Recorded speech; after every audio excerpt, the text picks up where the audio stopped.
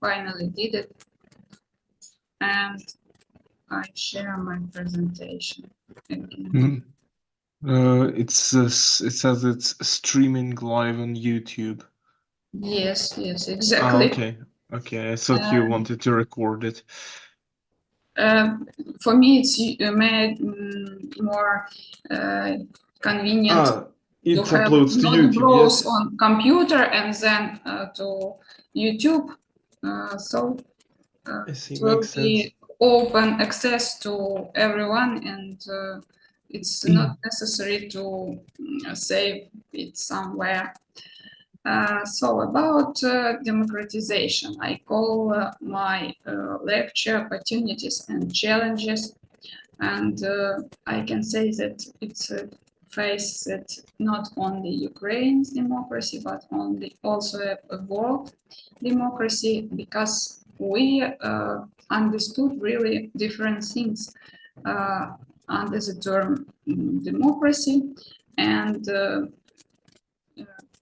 democratization. It is a process which hold on for whole people history, not only in post-authoritarian or post-socialist countries, but also in some traditional classical democracies like Western Europe countries, United States, Canada, and so on. Because the circumstances for the society changes, and democracy itself also changes. The main base of the democratization process is some values like the equal opportunities, priority of law, uh, human rights, and liberties, and many others which lay down on the most famous international law documents, and which is the main idea of any kind of negotiations, um, agreements between different countries, and of course of international law. And according to such peculiarity of democratic values, we can say that they are universal. At the same time, there are many myths around the democracy, because some authoritarian countries to legalize their power, they also call themselves democracies. They even have some minimal institutions, signs of democracy, for example, elections, but usually it's not influence on the result of political processes, and mainly they have only formal status, not the real relations or real practices. And that's why I wanted to discuss today such questions like the future of Ukrainian democracy and world democracy itself in modern conditions. If also the questions about the young Ukrainian civil society and its future according to the invasion in Ukraine, because any material law, any war actions, they can influence on democratic rights and liberties. As we know, during the material law, some our values are really restricted according to the law again, and not only human rights, but also the function of parliament, of presidency and other institutions, they are restricted to avoid the possibility to have some domination in society of one branch or another. And the society expects that the global threats will be that we can avoid global threats because of our government and because of saving democratic values. I think you can hear that in media very often our conflict analyzed by journalists, by different experts, like the conflict between authoritarian and democratic values. As most of the supporters of Russia are also authoritarian countries, and mostly countries which support Ukraine are democratic. And for this reason, we have an ability, necessity maybe, to rethink the line process of democratization, because maybe you know such author like Fukuyama, Francis Fukuyama, the representative of American thinking. He is a Japan scientist by origin. He proposed the idea of so-called end of the history. He spoke about the ability to achieve democracy in global meaning of world. He believes that after the collapse of Soviet Union, it will be no competition between the capitalist and communist countries, and that it means that democracy win in the global environment.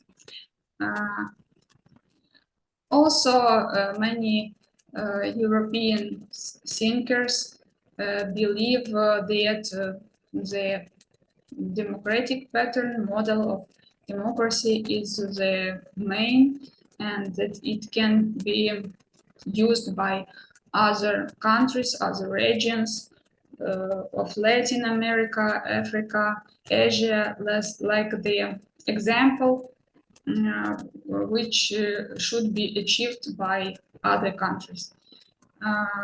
Unfortunately, it's not the case, because some countries, because of their civilization circumstances, their political culture, they are not able to establish the Western pattern of democracy.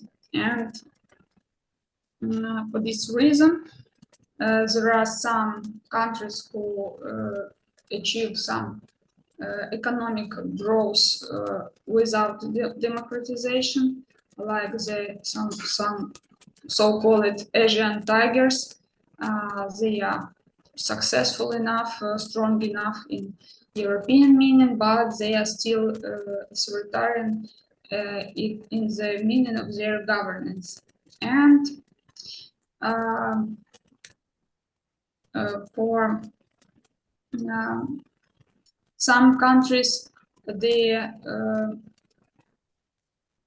necessity to follow some democratic values by Western pattern makes the people of these countries to be more close, to return to their traditional values.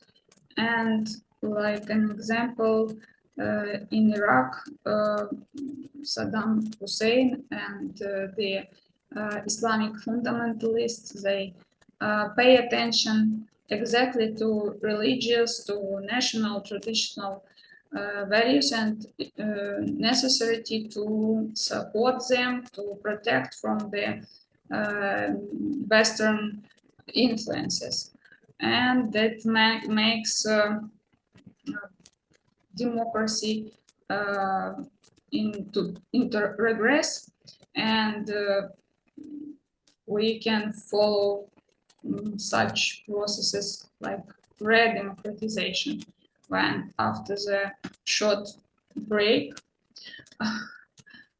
of democracy, the country, the government again return to authoritarian methods of ruling. And all these questions led us to once again answer the question, what is democracy? What is exactly mean this word?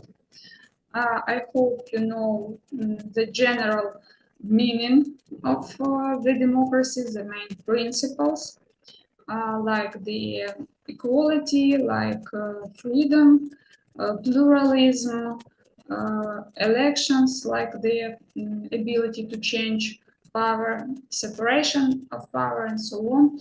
I think you mentioned such principles many times during your studying, because it is the topic even for school studying. So I don't answer, don't pay attention to exactly this principles general, but I want to discuss some myths about the democracy which exists in our societies. First of all, I should mention and highlight that democratic values means equal opportunities, and in any kind, in any possible meaning of this word, I find a picture with men and women, but it doesn't mean only gender equality. It's freedom, respect to some other point of view, to pluralism again of approaches, and it also means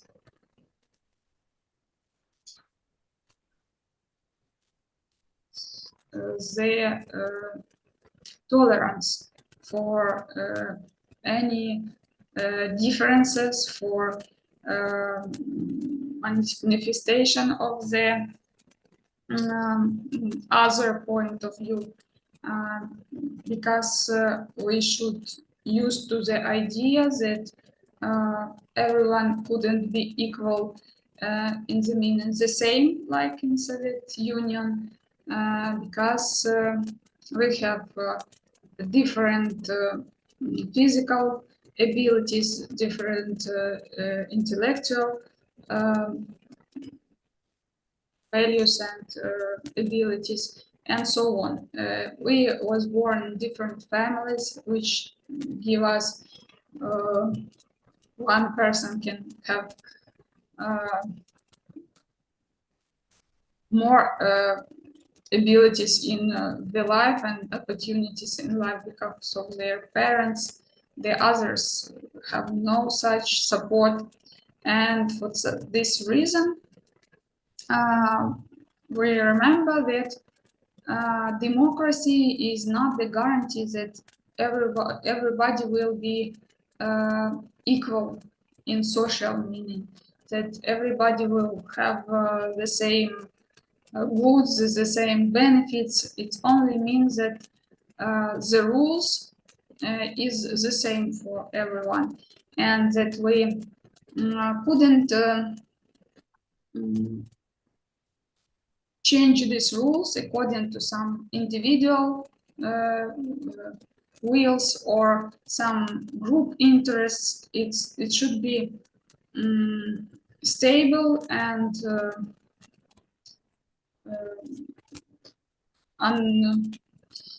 everyone should be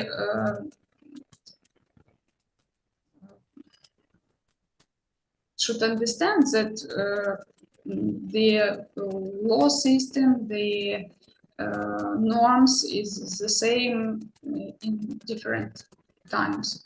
And the best way to change norms is some nature processes when at the beginning relations changed, and only then people establish new institutions or norms. Again, in our case, Ukrainian and post-Soviet, we have no ability to build first some relationship. We create our norms beginning from constitution, like some project when we write down what is the purpose, what we desire to achieve. And only then we try to create some relations appropriate and valid for these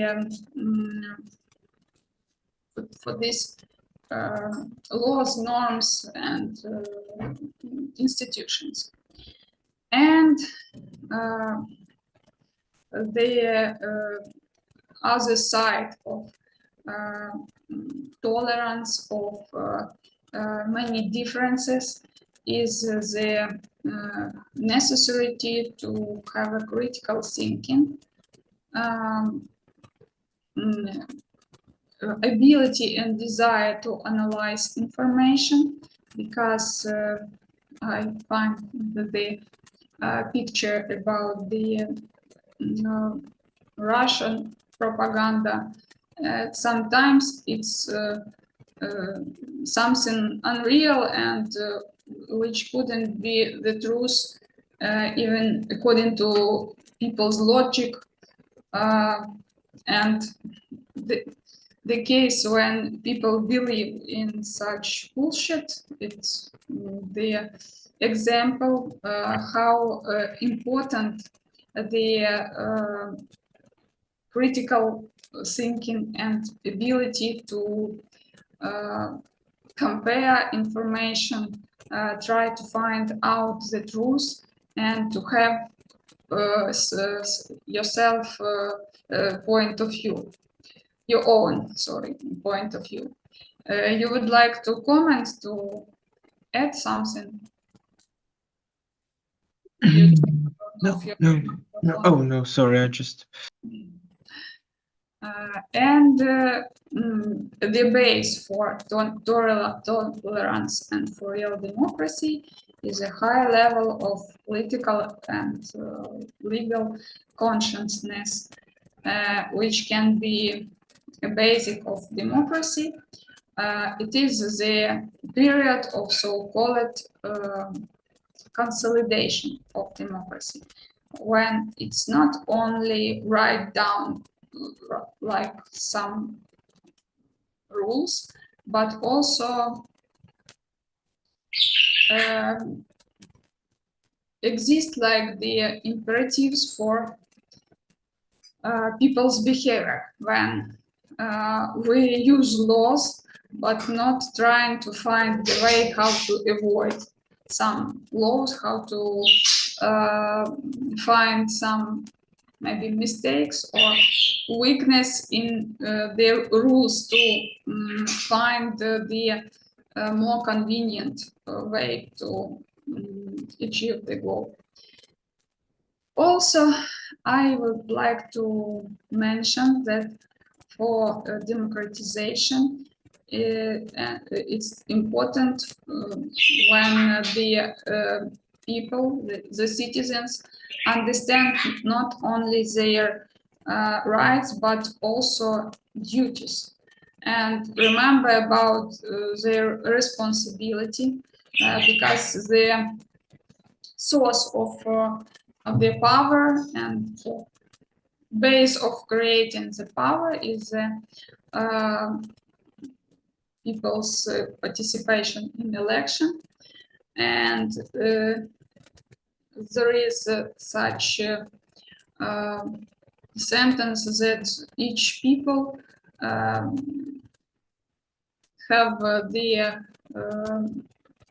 the power, the government which they deserve. And this means that when we avoid to participate in elections, when we make our choice and vote for some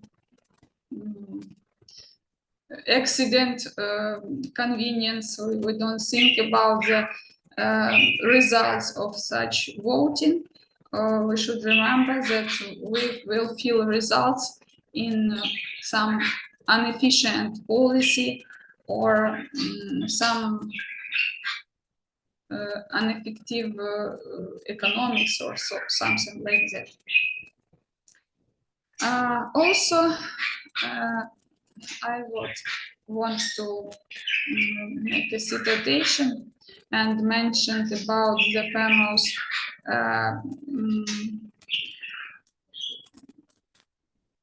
famous thesis of Winston Churchill.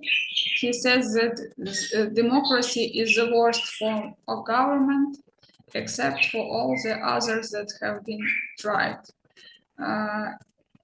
Very famous sentence, and it also can remind us that democracy is not something ideal in the meaning of governance. It can take different ways, different types of governance. It's not only republic, but also constitutional monarchies. It's not only one model, because we have for republic, republicanism, presidentialism, like the different types of represent the function of main political institution. And of course, democracy is more method. It's a mechanism for achieving some more great goals, like human rights, like equality, like justice, not the goal itself. It couldn't be the main reason for established democracy, because we will live in some peaceful, some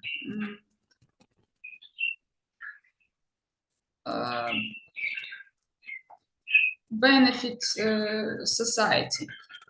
Democracy is also always some discussions, competitions, and they can itself provoke some conflicts between different social groups. And it is a good situation, good news, when we have the legal, rational forms for solving these conflicts. If not, if the society is not ready for this pluralism, it can have some inconvenient forms and even destroy political system. In this case, I can mention that Adolf Hitler win the democratic elections. He was elected by the people, and it shows that democratic elected by democratic way leaders, they also can be a dictator and also can provide some wrong decisions. And I want to ask you if we can find such principles as high level of consciousness, tolerance to thing to manifestation of differences, equality.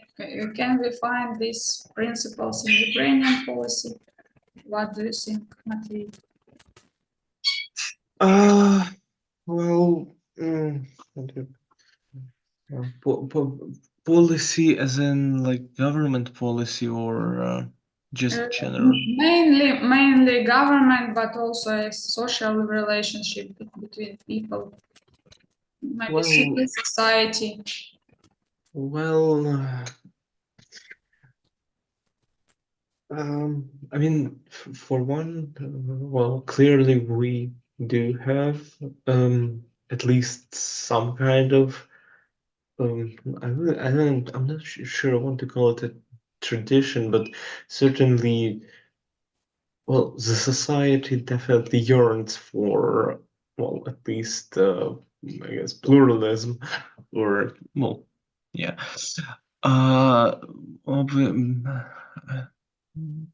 Okay, if considering, If it will be some pool, you will answer the question yes or no.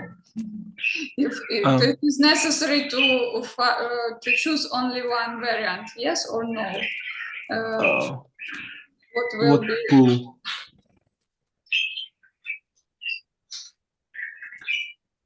What pool? Some imagine that it is pool. That you should choose one variant of the answer. Well, but the question you asked, how can can you please repeat the question, because I'm not sure I can answer it with a yes or no. It is on your screen. Can we find such principle in Ukrainian policy? I mean, I guess yes. I also guess that yes, but with some restrictions, some problems, of course, but generally we move into a democratic way of development. And also I can say that numerous of scientists speak about the hybrid form of Ukrainian political regime. Hybrid means mixed, when some signs of authoritarian regime coexist with some democratic principles. If we analyze our formal system, for lawyers, it's a very usual thing to see what is on formal legal part aspect of political system. It will be really democratic, and almost all countries evaluate our constitution like one of the most democratic norms. At the same time, a hybrid system, call it the regime, call it hybrid, because of some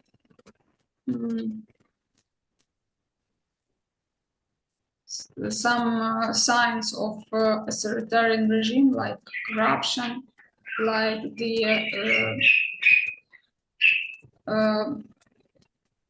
possibility to influence on politics in some informal, some latent form. As an example, the existence of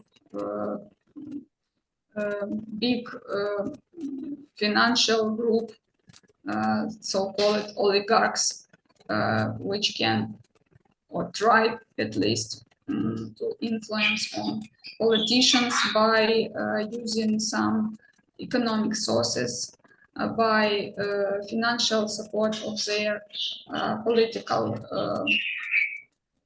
electoral agitation, by support of some programs or decisions, and for such mechanisms they also try to provide and to influence on policy by their own interests and their way of thinking, something like that. And about the main thing which we should rethink, resolve in modern world. First of all, again, like many thinkers like Fukuyama believe that our lives without the conflict between different ideologies, different types of economic that they will help to resolve all conflicts only by rational way, by negotiations, by diplomacy, and after the beginning of Ukrainian-Russia war, it is obviously that democracy not always about peace, about peaceful relations, and it can provoke various forms of conflicts when people try to influence on power, especially different political parties, political groups. They underline some differences between people. In Ukraine, it's the idea that eastern and western part of Ukraine are different in their interests. And our previous elections was always the regional differences in voting, when Ukraine divided into two parts, and one part support one candidate and the other another candidate. It's not the case for the elections in 2019, but the previous periods, it also was differences between voting of western and central part of Ukraine, northern maybe a part of Ukraine, and voting in eastern and southern regions of Ukraine. And it is a result of some influences in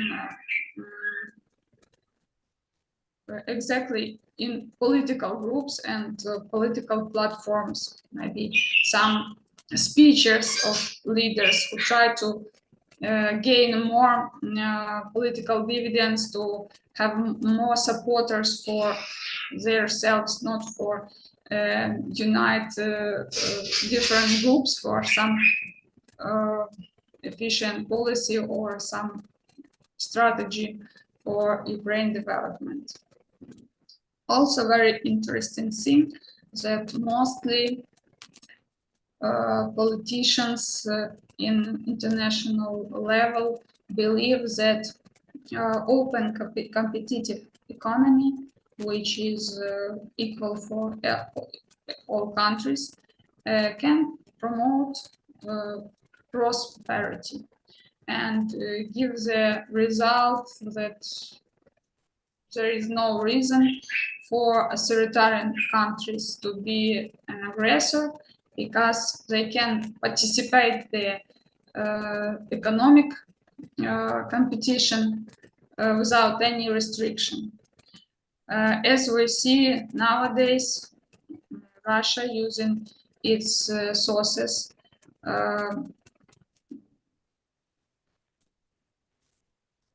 accumulate a lot of sources, benefits for their war weapons, for military sector of economics, and they use their dominance in energy providing, their contribution to free market for became stronger and for have more expansionist sentiments, that they become stronger because of the democratic Western countries, which buy their oil, buy their gas, and in this case, many European countries became dependent on the trading of these fields, these areas of economics. And as you see on the screen, free trading influence on the strengths of autocracies, and they have some additional sources for control, for trying to dominate on the international level. And some accounting, some numbers for illustrate this idea. In modern world, 2 and 3 parts of global currency reserves accumulate in non-democratic authoritarian countries. More than 25% of global gross domestic products use authoritarian countries, not democratic. Also, they have 30% of world trade and 30% of direct foreign investment. And about the material law and war statement, we can say that any military actions involves the use of force and requires discipline. This truth, because army, like one of the institution, one of state institution, couldn't be democratic. It requires to be very good organized, and that's why it is the very strong dividing of roles, and one person make a decision and others only provide them into the life. In condition of war, as we said before, human rights are significantly restricted, and for this reason, we also can mention other fact that each war, each conflict gives not only threats but also opportunities. In spite of any losses, the practice says that after each world war, first and second, it was a dramatic increase in the level of democracy. Many international documents were assigned after the end of the war, and world system based on the principles which were established exactly after the war. And returning to Ukraine question, what is our future of our democracy, our place in the world relations and world system as a whole? We can mention that we have numerous conflicts in our history, something like permanent challenge for democracy. I can say that our society, our people always was more democratic than our elites. because elites always hesitated about the necessity of changes because of their level of their deepness, and we can find the examples of how the people protest, beginning from the so-called revolution on granite, Revolution на граніті, in 1991, and ending with the revolution of dignity. Always people rebel for some democratic changes, some European strategy of development, and so on. Unfortunately, each period finished of our independence after the rebellion, after some increase of democratization, some modern and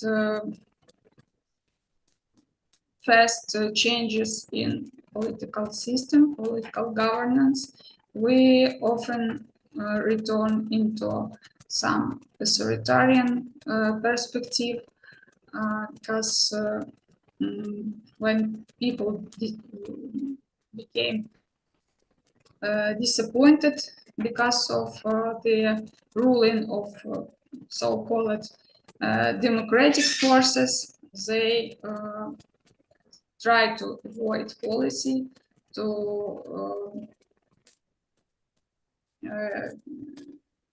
don't try to control power or change something, and it gives a good chance for some authoritarian leaders like Viktor Yanukovych. We can also mention interesting thing that authoritarian ruling always connected with some stabilization in economics, and using some ranking, international ranking. Kuchma's presidency, Yanukovych presidency, it's a very quick decrease of some criteria of democratization, according to the results of some such surveys like Freedom House survey, or Reporters Without Borders, or many others. But at the same time, the level of ВВП, external валовый, sorry, I couldn't translate into English, внутрішній валовий продукт. It's also always gross domestic product. Thank you very much. I'll try to remember.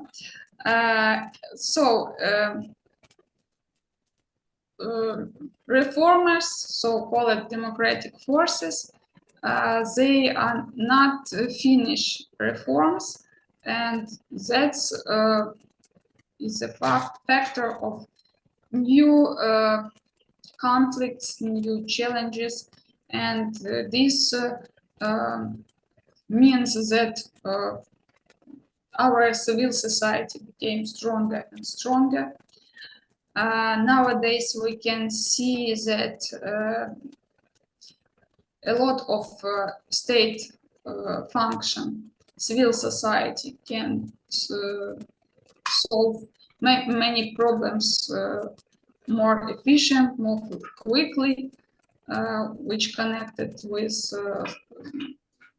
different war needs, with the electricity and energy distributing, and it shows the growing role of civil society.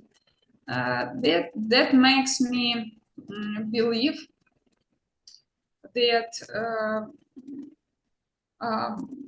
our civil society can also control the processes even in the wartime, and that it is like the opposition to governance, which couldn't give the opportunity to dominate, to establish some authoritarian way of ruling. I'll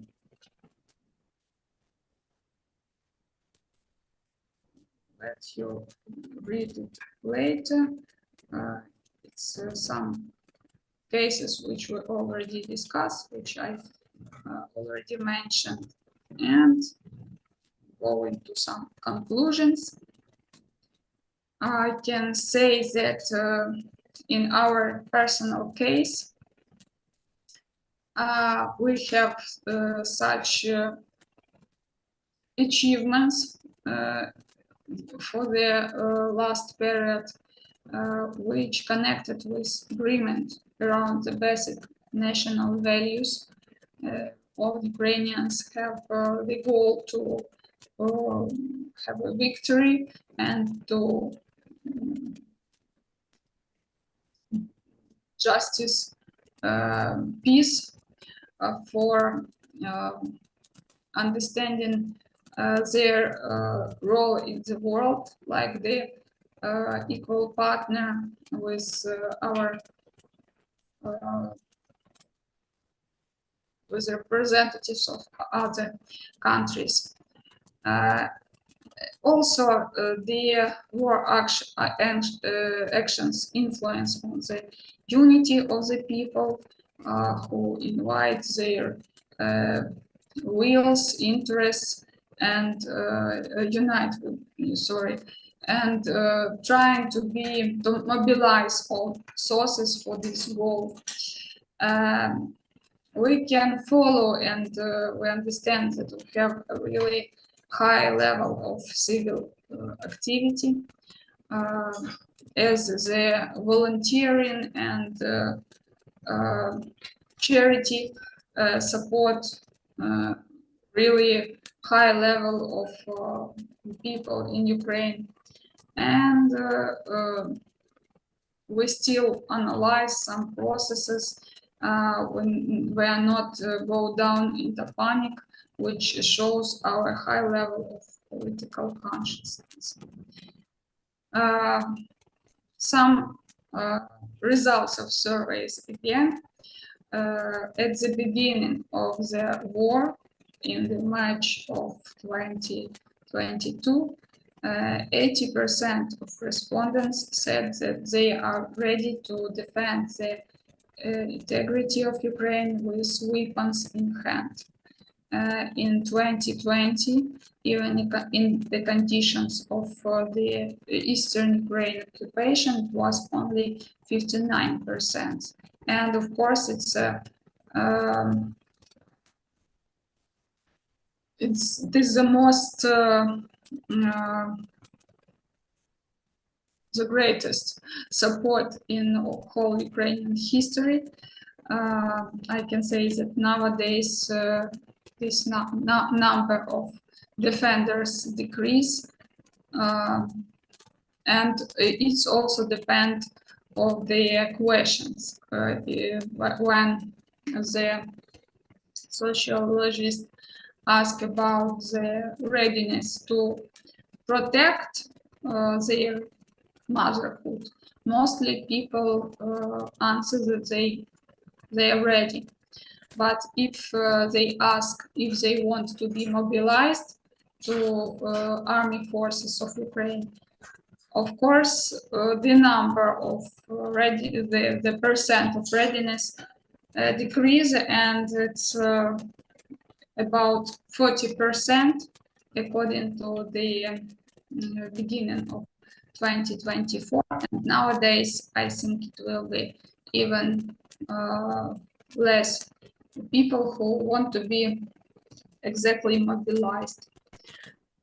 Also, usually our people are not support any political institution, state institution, but we have a result in 2022 that 98% of citizens support the activities of the armed forces of Ukraine.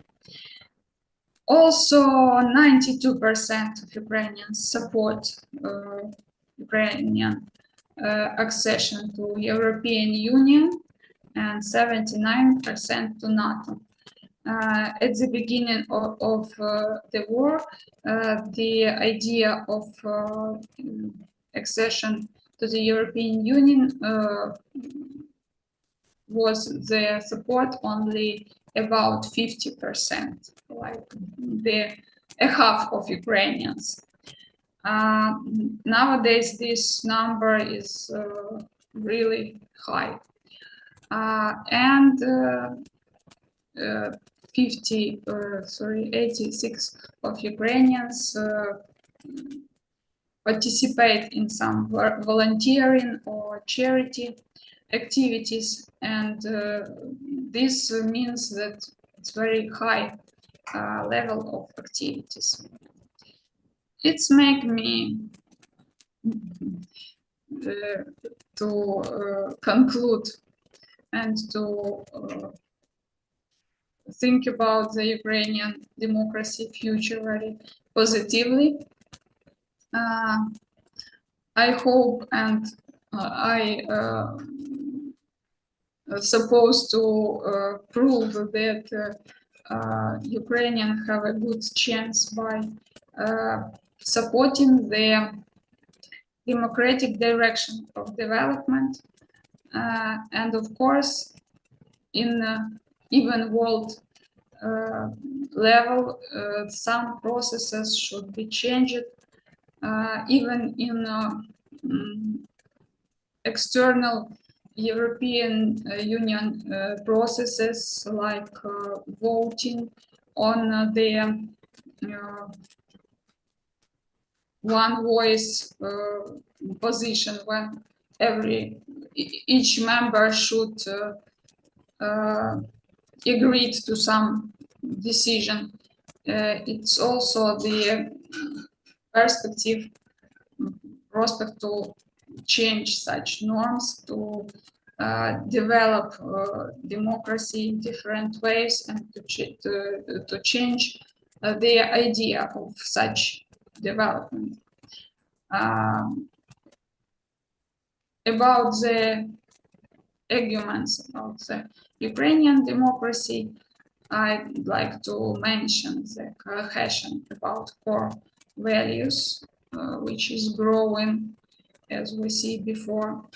The rappelling of military threats, we can analyze like the integrating factor. And as I said before, citizens of Ukraine demonstrate a high level of civic and social activity that also can show us the signs, the hopefulness to force a democratic development.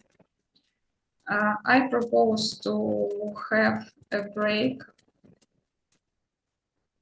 and after the break, discuss the topic about political globalization. Okay.